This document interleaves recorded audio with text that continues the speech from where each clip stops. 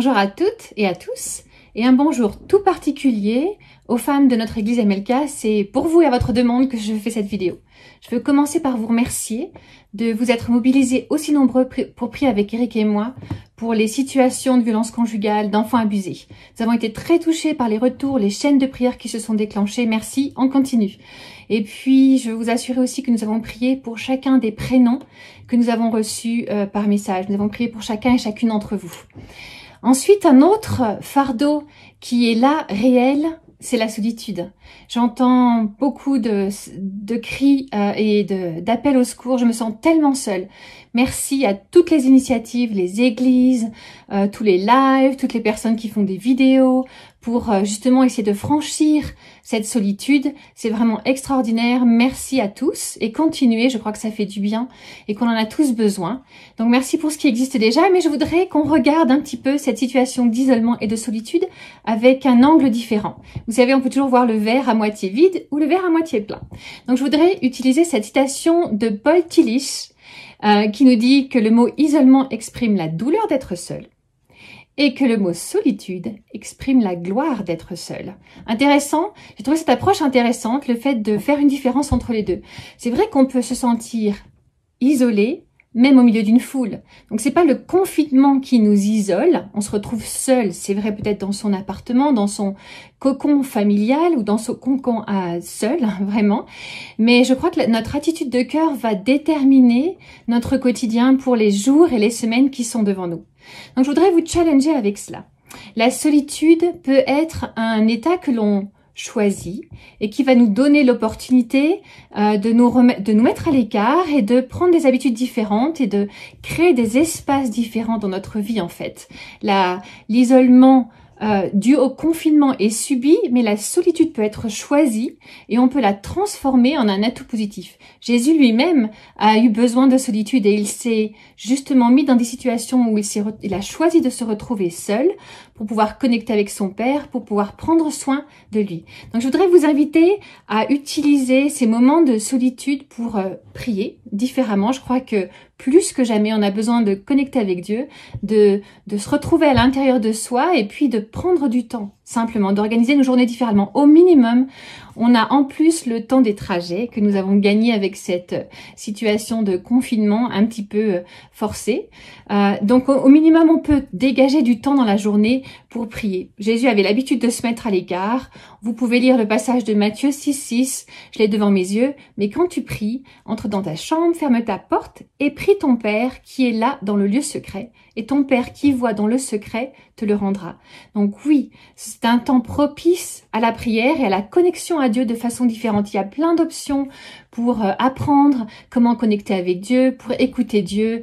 J'aime beaucoup le livre de notre ami David Terry, À l'écoute de Dieu. Donc voilà une ressource dans la série À l'écoute de Dieu pour l'église MLK, églisemlk.fr aussi. Vous allez trouver des enseignements un peu partout. Vous pouvez trouver des approches pour apprendre à écouter Dieu et connecter avec Dieu différemment. Voilà l'occasion idéale. Le fait d'être seul nous permet aussi de prendre du repos physiquement. Beaucoup moins de stress à cause de la vie à 1000 à l'heure que nous vivons tous normalement. Donc profitez de ce temps pour vous reposer physiquement et spirituellement aussi. Le silence est une bonne idée. Le silence est une bonne idée. On a besoin de se déconnecter un tout petit peu des réseaux sociaux, au moins un petit peu dans la journée. Bien sûr, on veut être connecté à nos frères et sœurs et à notre famille, nos familles, etc. Mais planifier des temps de silence aussi dans la journée.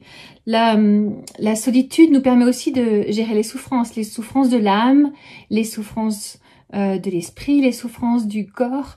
Des fois, on va tellement vite qu'on ne prend plus le temps de regarder et d'aller creuser et d'aller chercher de la guérison à l'intérieur de notre corps. On essaye d'anesthésier un petit peu par la vitesse de notre vie. Donc, c'est peut-être le moment de faire une pause et de prendre le temps de prendre soin de nous. En tout cas, on peut s'accrocher à cette promesse de Jésus que l'on trouve dans Jean 16, 32. Mais je ne suis pas seule, Jésus même le dit. Je ne suis pas seule, car le Père est avec moi. Je veux te dire que tu n'es pas seul parce que le Père est avec toi. Alors, je voudrais vous donner quelques petites astuces à utiliser pendant ce temps de confinement, d'isolement, donc de mise à l'écart forcée, pour qu'on puisse tourner cet isolement en solitude choisie, intentionnelle et intelligente. Je vous propose qu'on communique, que vous me partagiez un petit peu les autres astuces aussi. N'hésitez pas à commenter dans les vidéos, à nous envoyer des emails pour qu'on puisse avoir des conversations ensemble. En tout cas, voilà, je vous propose de faire une liste des choses que vous voyez, que vous ressentez autour de vous, qui vous montrent que votre Père est avec vous. Peut-être un mot de quelqu'un, un coup de téléphone, un message qui vous passe sur Internet, le soleil, un oiseau qui vient se poser sur votre balcon, un sourire d'un membre de votre famille. Faites une liste, commencez à regarder ces petites choses-là auxquelles on ne prête pas attention d'habitude. Commencez par faire une liste des choses que vous voyez qui vous montrent que Dieu est là et qu'il prend soin de vous. Ça, c'est pour prendre soin de votre âme. Ensuite, pour prendre soin de votre corps, profitez pour faire des bons petits repas. Avec pas grand-chose, on peut faire des choses extraordinaires dans la cuisine. Il y a plein de possibilités aussi, grâce à Internet, d'être inspiré par des chefs, par des personnes qui sont bien plus douées que nous et qui nous donnent des conseils. Donc, n'hésitez pas à prendre du temps pour vous cuisiner des choses que vous n'avez pas le temps de faire d'habitude. Prenez soin de votre corps en mangeant bien, en faisant du sport. On n'a pas besoin de grand chose, on n'a même pas besoin de sortir si ce n'est plus possible. On ouvre la fenêtre et on fait du sport dans sa chambre. Tout simplement, là aussi, vous pouvez trouver plein d'idées, chercher ce qui vous correspondra le mieux. Prenez du temps pour du loisir, lisez, écoutez de la musique. Voilà, quelque chose qui va nous changer et pour cette fois, on a le temps de le faire. Prenez du temps un petit peu tous les jours ou un petit peu tous les 2 jours pour prendre soin de vous et découvrir un nouveau loisir à la maison. Ensuite, prenez du temps, bien sûr, à l'écoute de Dieu, en silence, comme on l'a dit en démarrage de cette vidéo, pour prendre soin de vous spirituellement. Et puis, je vous propose dans cette même idée de choisir un créneau dans la journée pendant lequel vous allez intercéder. C'est-à-dire prier pour quelqu'un d'autre, prier pour un sujet particulier, intercéder auprès du Père, intervenir dans la prière pour faire bouger les choses dans le monde spirituel. Un petit peu comme si Dieu c'était votre patron à ce niveau-là et que qu'il y avait un créneau dans la journée qui lui était consacré. Je vous propose de faire 2 listes. Une liste des requêtes que vous faites monter à Dieu et une liste des exaucements. Là encore une fois, notre vie à 1000 à l'heure, parfois ne nous permet pas de prendre le temps de regarder les exaucements et les fois où Dieu était là. Donc, 2 listes cette fois-ci pour qu'on puisse suivre et s'émerveiller de ce que Dieu fera. Je vous propose d'appeler aussi 5 personnes par jour auxquelles avec lesquelles vous n'avez pas pris contact depuis un moment ou des gens proches de vous. Moi, je sais que autant Eric que moi, on appelle nos papas tous les matins, on appelle nos sœurs régulièrement, etc.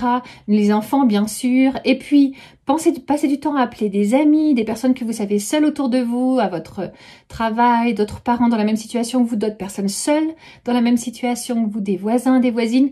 Donnez-vous un objectif, comme par exemple 5 personnes par jour. Vous allez voir, c'est un très très bon moyen de sortir de ce sentiment de solitude.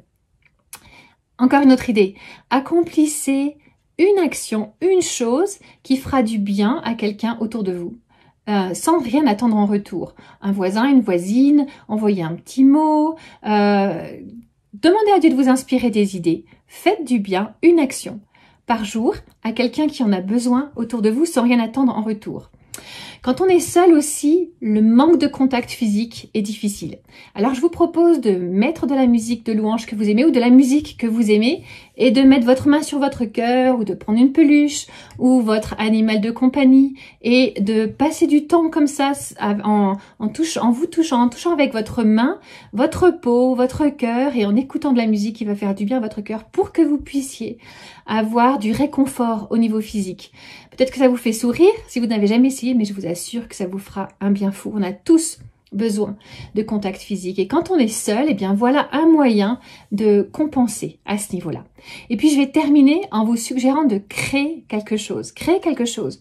De la musique, un dessin, un objet que vous fabriquez. Mettez en marche votre imagination pour créer quelque chose et envoyez-moi des photos de ce que vous créez ou des morceaux d'extrait de ce que vous créez. Vous allez peut-être vous découvrir des talents cachés que vous ne soupçonnez pas. En tout cas, je vous encourage à tourner cette solitude en quelque chose de positif, qui va être productif, qui va vous faire du bien. Ne perdez pas les heures que vous avez enfermées chez vous, mais profitez-en pour connecter à Dieu, pour vous reposer, pour prendre soin de votre âme, pour faire du bien autour de vous, ne serait-ce que par un coup de fil ou un petit mot. Et puis, lancez-vous dans quelque chose que vous n'avez jamais essayé avant. Essayez d'être créatif et communiquez-le nous. Sachez que nous prions pour vous, nous vous aimons, vous n'êtes pas seul, même si vous êtes seul dans votre appartement, même si vous êtes isolé, vous n'êtes pas seul parce que Dieu est là et parce qu'il y a tellement de personnes qui pensent à vous et qui prient pour vous. À très bientôt.